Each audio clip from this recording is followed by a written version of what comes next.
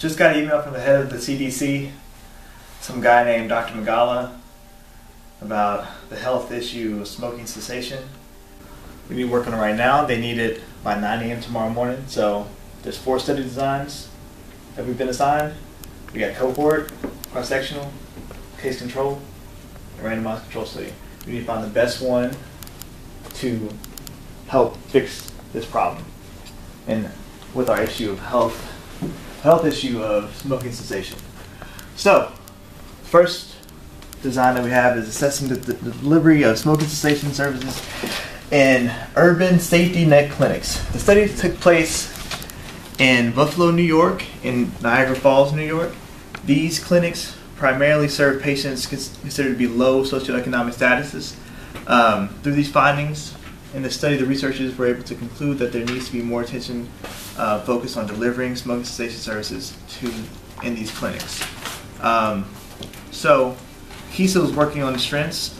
So what are those strengths that you have? Yeah, so after reviewing the study, one strength that I came up with is that the way that they sample, or I'm sorry, not the samples, the subjects, it was pretty systematic. It was systematic sampling. They used every 5th chart. They started out with a random chart and they just went every 5th chart from there. So I thought that was a good way to select subjects for this study. Another good thing that they did, they spelled out what the selection criteria was, that they had to be seen in the clinic in the last 12 months. Another good thing that they did is they acknowledged that there were some limitations with the study. As with any study, there's limitations. Nothing's perfect, but they acknowledged that they had limitations and they acknowledged what they were. They also acknowledged that they had some financial backing for this study. One of the last things I wanted to talk about that was strong, it was serviced as it was documented in a medical record, which is a strength, I guess. Now that I'm looking at it, I don't know, but that was a strength that they were able to go back to the medical records and see what they needed to do for this particular study design. And even though they had some strengths, there were some weaknesses. Sid, what do you think about the weaknesses? Yeah, well said, Kisa. I mean, I have found some weaknesses of this study. For example, there is a selection bias, right? They select the 922 smokers for the 4 medical offices who visit the past at least once for the 12 months. So one question is that why they choose the 12 months? I mean, they can choose 2 year, 3 year, or 5 year, right? Mm-hmm. The another question is they didn't mention that what is the reason for visiting the medical offices. I mean, for smoking cessation or for other reason. The another point is that cross-section is supposed to be representative to the whole population. But as per study, in the city there is a 39% of African American population, and the study they select the 54% of African Americans. So they basically focus on the African Americans. Mm-hmm. So this study is not represent the whole population. The third one is I want to tell you, they mention about the standardized instrument, but there is no information about, there is no detail about the instrument. I mean, how to use, I mean, we don't know how much we can rely on these instruments, right? Because we don't know what the instrument is. Exactly. Yeah, plus whether it is they use a direct standardization or indirect, so it's not mentioned. My point is that. Another is the data is collected from the medical records. So assumption is that this record kept accurately, so it will lead to the bias. I mean, we can say the record bias, right? Yeah. The last point I want to tell you that this study was, the purpose of the study is to evaluate what smoking cessation interventions are offered to the given population, but this study did not tell about the prevalence. Now, Charles, what do you think about the appropriateness of the study? Well, having heard Kisa, it sounds like they have some good strengths, but having heard what you said, I'm tempted to think that generally cross-sectional studies, measure one thing at once, Right. And so it is difficult to figure out whether the exposure came first and then the outcome, or the outcome preceded the exposure. In this case, we don't know whether it was the cessation intervention that caused them to stop smoking, or they stopped smoking. Some of the subjects stopped smoking even before they were introduced to this new intervention. So I don't think that on the whole this study is appropriate for the kind of issue we are looking at. That is what I think. I don't know what others think. Yeah, I agree with that, because every cross-sectional study there is a problem with which come first, outcomes or exposure. Right, and I mean normally with cross-sectional studies they use a survey, and the survey wasn't used. It was just strictly the medical record, and that was all that we saw. So we don't know if there was follow-up, what type of follow-up or anything. So I agree, I don't think it was the appropriate. Okay, well, we got that out the way. Cross-sectional was not appropriate. The next one that was delivered to us was the cohort study, which was a study design that was done in April 2001. It was concluded in 2003. The focus of this cohort study was to compare smoking cessation characteristics of smokers who did receive smoking cessation treatment and the ones who didn't in a primary care setting. This was actually a study that was conducted in Europe, in the UK to be exact. The population was approximately 150,000 people, ranging from the ages of 18 and up. And it was a prospective cohort study. Now, I think that Jess was working on that lead. Jess, do you have any strengths about the study? Well, I think carefully conducted and designed. They laid out the measurement outcomes. Those read. The author did include the limitations in the study, and one of those, the main one being that they relied mainly on general practitioner information. And also the study was somewhat inexpensive, and so this was a good way to establish a temporal relationship between smoking cessation and smoking. But through reading it 3 or 4 times, I really only found those 2 strengths, so I'm assuming there must be a lot of weaknesses. Well said, that are the strengths. And I have found some weaknesses about this cohort study. First, they have gathered all the data from general practitioners, so there is selection bias and we cannot get any proper information about the treatment and follow period.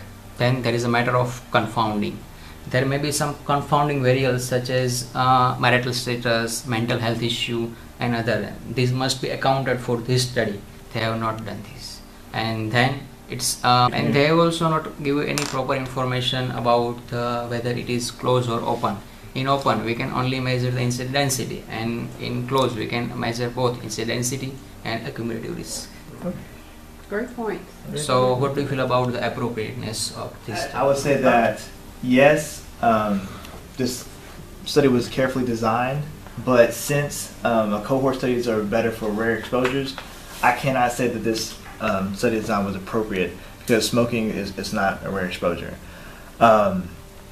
The next one is a case control study that was basically measuring smoking cessation with lung cancer in the UK. The purpose of this study was to relate the UK national trends since 1950 in smoking cessation, and in lung cancer, contrasting those results to 2 large case control studies from 1950 and 1990.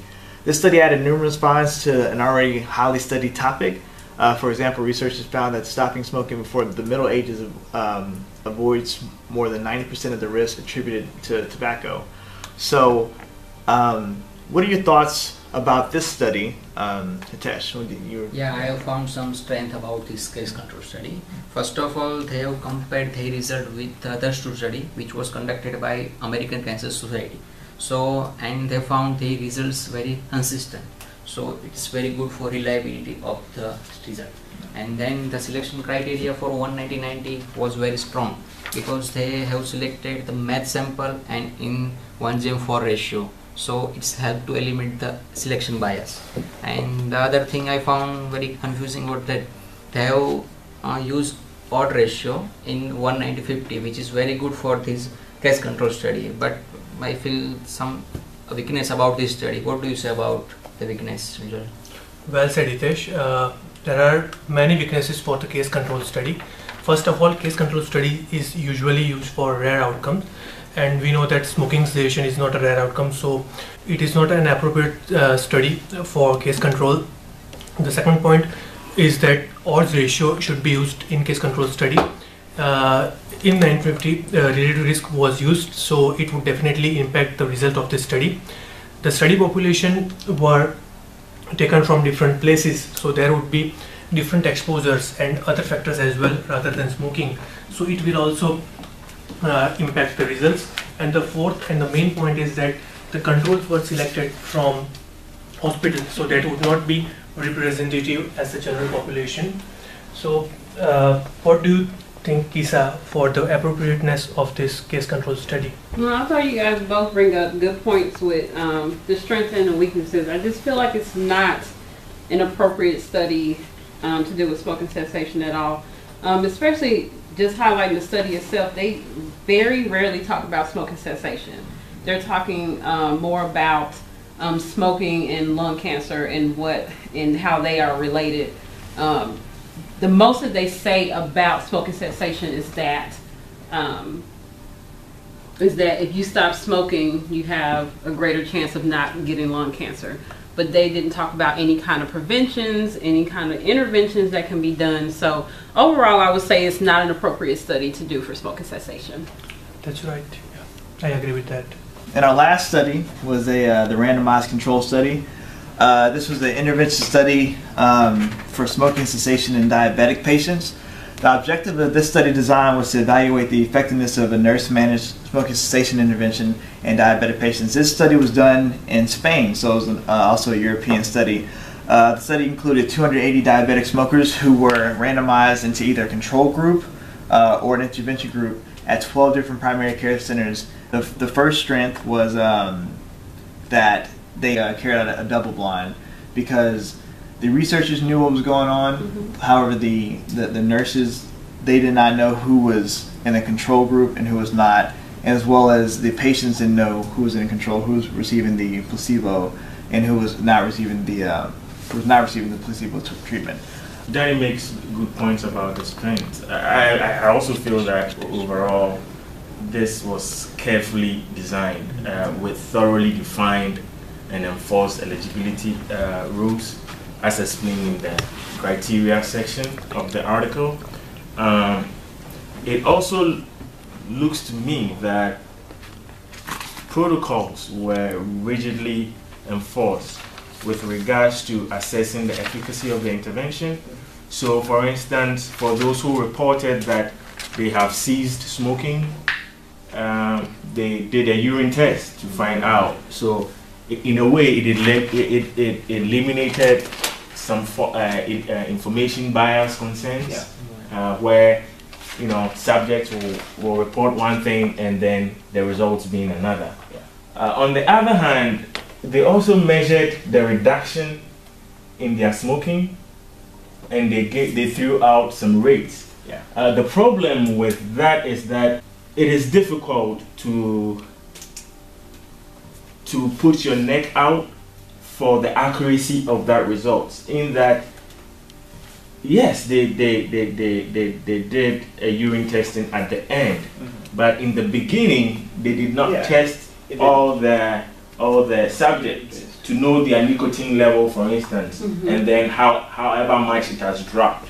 So it's suspect. Yeah, it is suspect. Another good thing about the study was that the randomization process was computer allocated, so it wasn't left up to human, which that eliminated researcher bias, as well as since there's a higher prevalence of smoking in Spain for males, there were more males in this study than females. So the positive aspect about that is the sample size was stratified. So we can get a nice representation of the population in Spain as far as smokers. I think Yeah, I was talking to Jessica on the hallway, Yeah. coming in here, and she really had some good points about the weaknesses. Okay. So y'all kind of touched on the information bias, but just so kind of a recap, the information bias was definitely there. There's no way to tell if the subject's self-reporting was actually entirely accurate because the urine tests were only conducted at the end instead of at the end and the beginning and possibly in the middle. So we don't even. So we don't have a starting point. We don't know. Correct. Yeah. You know what. We can What compare, if someone? right? Yeah, Right, if there's someone nothing to started compare. maybe smoking 1 or 2 cigarettes a day and then they ended up smoking a pack a day. We have no way of Right. knowing. You never Good know. The point. intervention had made them even stress them more to even smoke some more. Right. Yeah.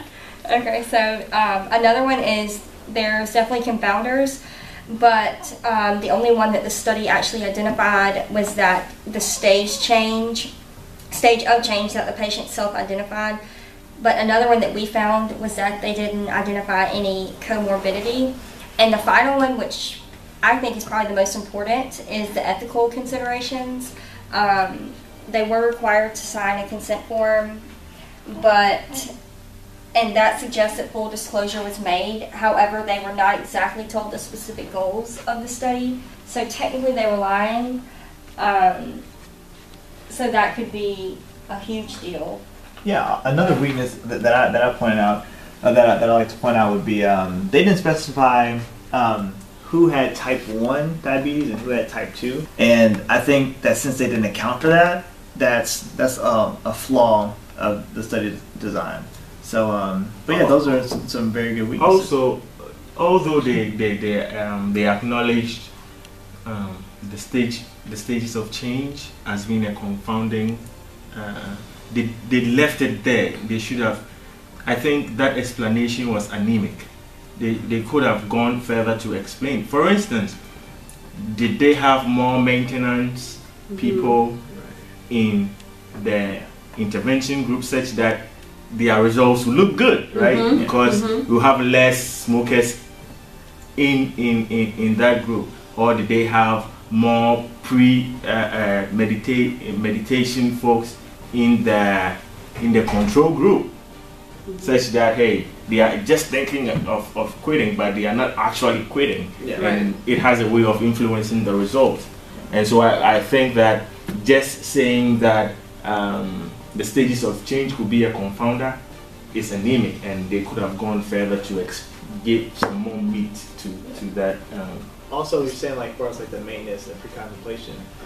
I think that if they had been upfront, like with the informed consent and letting these patients know that this was a smoking cessation study instead of just a healthy lifestyle study, I think that the ones who were trying to quit would have quit more likely than the ones who weren't trying to quit. Because I think the people who were not trying to quit smoking, like the elderly patients, they probably would have like gotten out of the study. And also they did not include like a loss to follow-up in the study. So, I mean, there's a lot of weaknesses to this, even though it's well designed.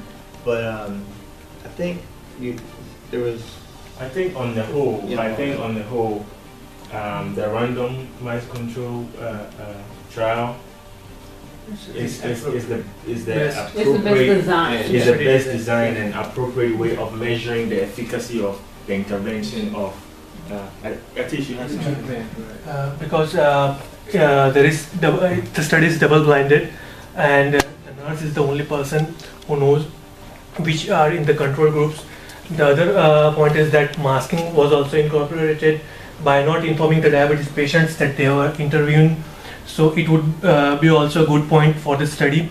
And overall, this is a powerful study, and it is the best suitable study for the smoking cessation because the randomization process was computerized, and that will reflect like the real population and will eliminate the population bias. So overall, I think this study is best suitable for randomized controlled trial. I agree. I think that we have raised very good issues with the study designs that we looked at, but ultimately we'll have to await the feedback from the head of CDC, Dr. Migala, and I'm sure he will have questions with regards to our findings. And so we should be prepared to field questions as they come in. So until then, I would urge everyone to keep up the good work and then wait to meet the head of CDC.